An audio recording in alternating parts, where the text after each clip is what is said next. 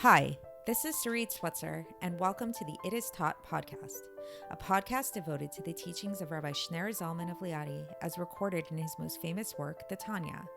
My hope for this show is to make these teachings accessible and relatable to the average person, regardless of prior Jewish education or affiliation. The episodes follow the prescribed daily study portions and are meant to serve as practical lessons in how to live your life as your true self and develop an authentic and powerful relationship with your Creator. I have personally experienced the effects the study of this work has had on me, and I'm excited to share what I can of this knowledge with you. So please join me on this journey of learning, self-growth, and connection with your source.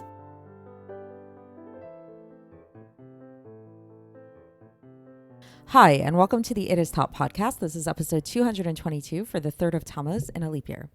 So today's Gimel Tammuz, a very big day in Lubavitch, in Chabad Lubavitch. This is the Yortzeit, the anniversary of passing of the Rebbe. It is understood in Hasidic literature that on the anniversary of passing of a very holy person, on the one hand, it's a sad day because we remember the person who passed. It's also a very happy day. It's considered a Yom Hilula, a day of celebration, because it's understood that on the day of the anniversary of their passing, the soul of this tzaddik becomes much more connected with the world below. Like we can connect with the soul in a much more direct way. So this is why there's a custom amongst many Chassidim to go and visit the Ohel, the resting place of the Lubavitcher Rebbe. So I thought it would be appropriate for me to mention this, seeing that is today. So now to get into Tanya. So I want to ask you guys a question. Think about your hair. That's right. Think about the hair that you have. It could be hair on your head. It could be, if you're a man, your beard hair. It could be hair on other parts of your body and things like that. How connected do you feel to your hair? I know I feel very connected to my hair, right? I feel like it's an essential part of who I am.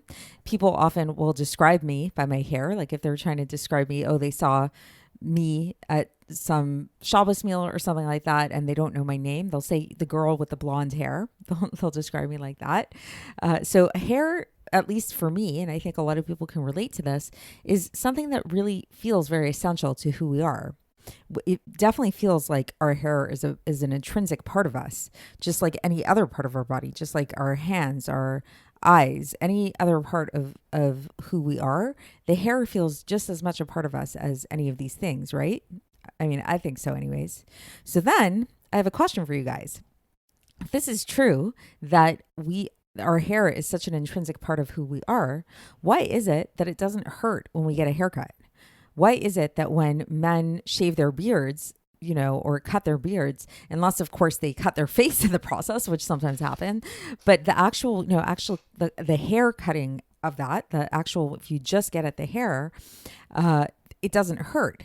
Like, isn't that interesting? That it's an essential part of who we are, but it doesn't actually hurt us when we cut it, which is not the case of any other part of who we are, right? Except for maybe the fingernails, which are very similar to hair, actually, in Kabbalah.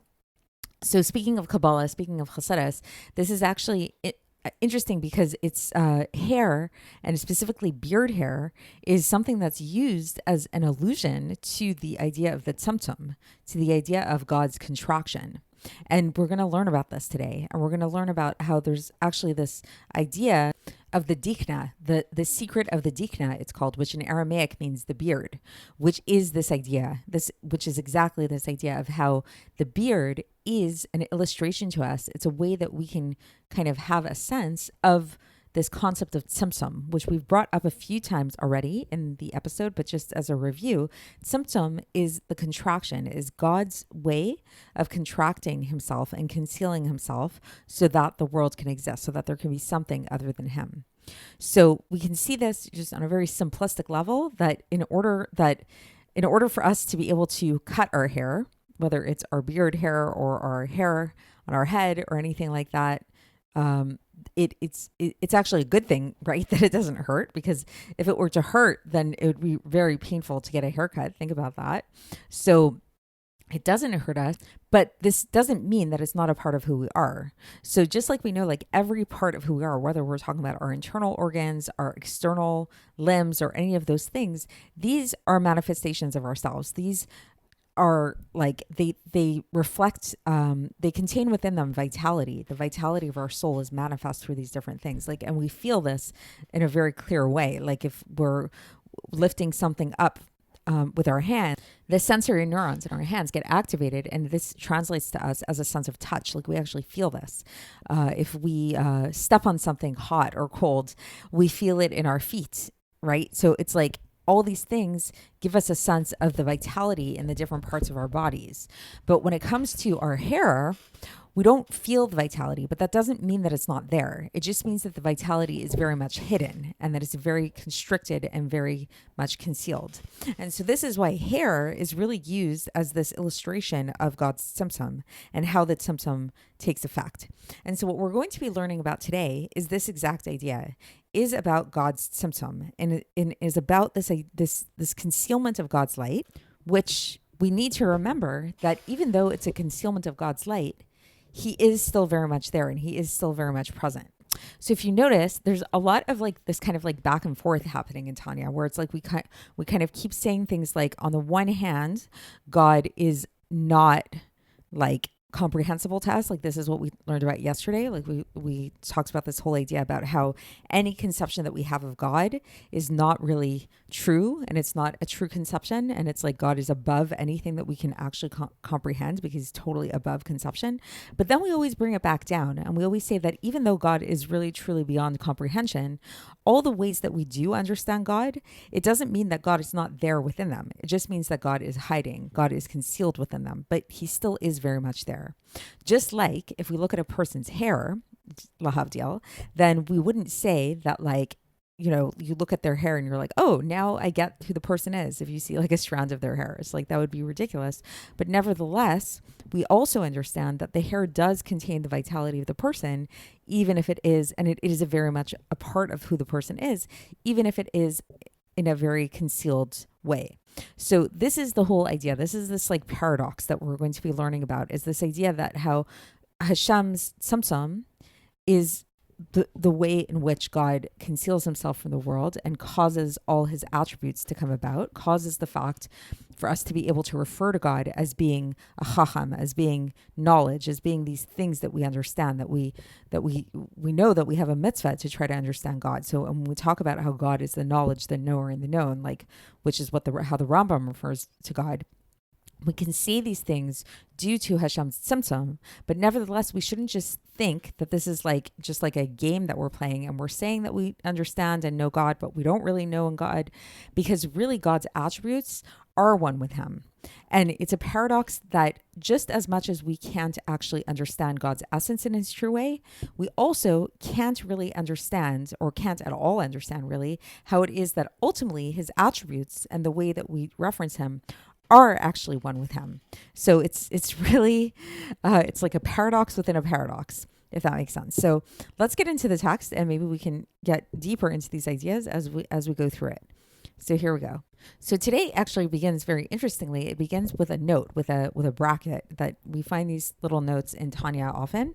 And so it starts with a note. So this is leaving off from last time, where we were in the middle of chapter 9 of Sha'ar where we were talking about this idea of God's chokhmah, and about how in relation to God, chokhmah is like asiyah, like the way that physical, tangible reality is to us in relation to our chokhmah.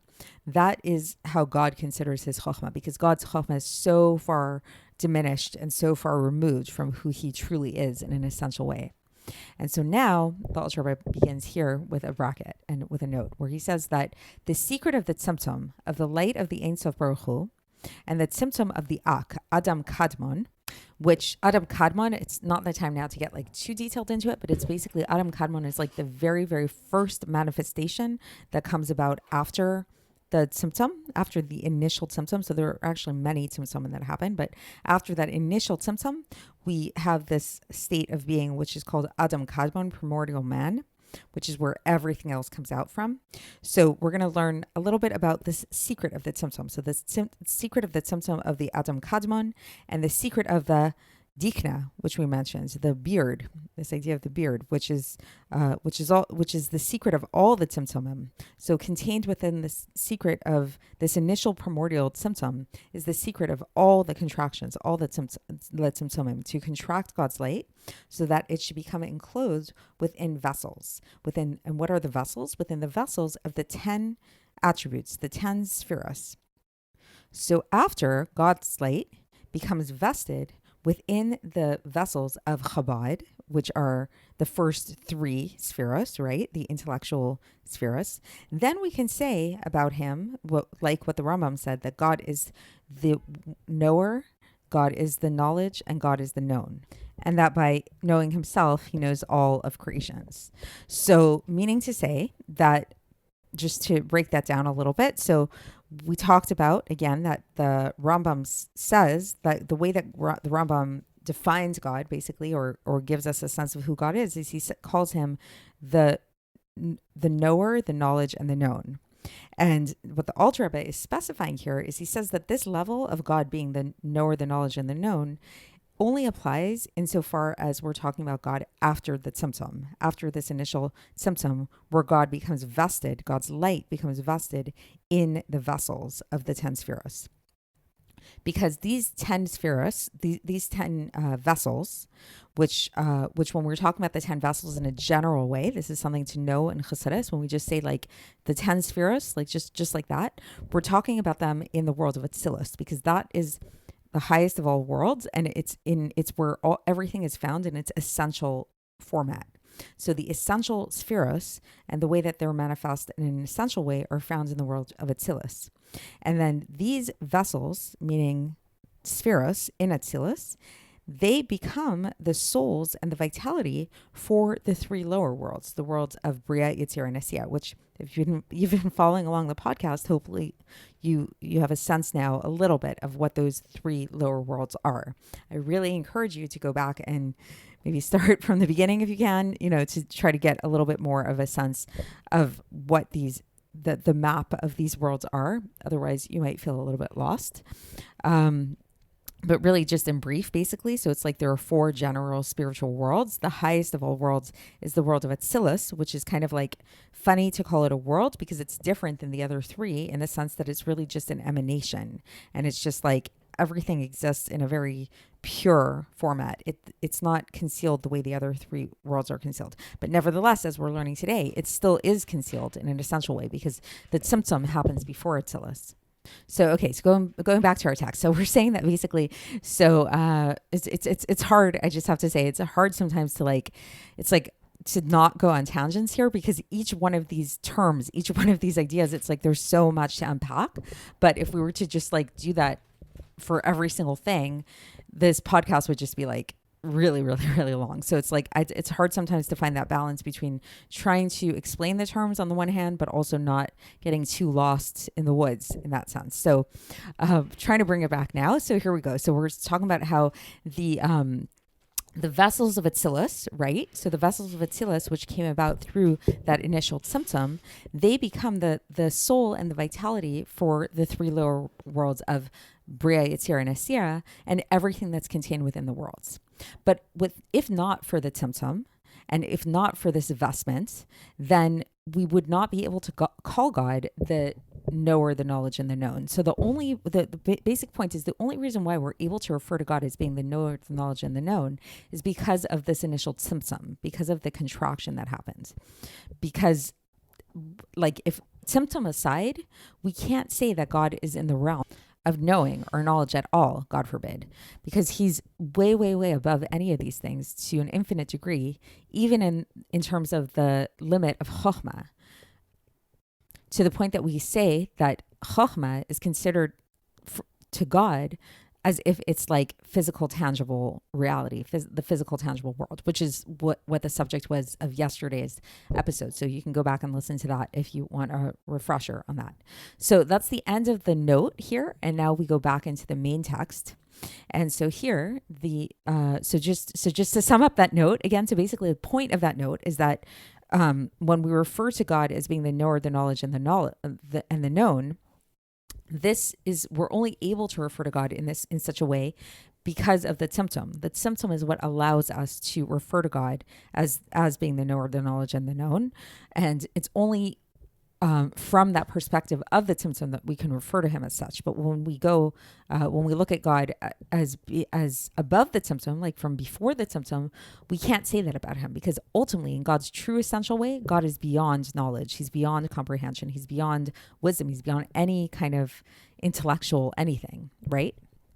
And so now the Alter Rebbe, back in the regular text, he brings us back to earth, and he says that it's not our place to be too involved in these esoteric ideas and these ideas that are hidden, but rather we should be involved with revealed things.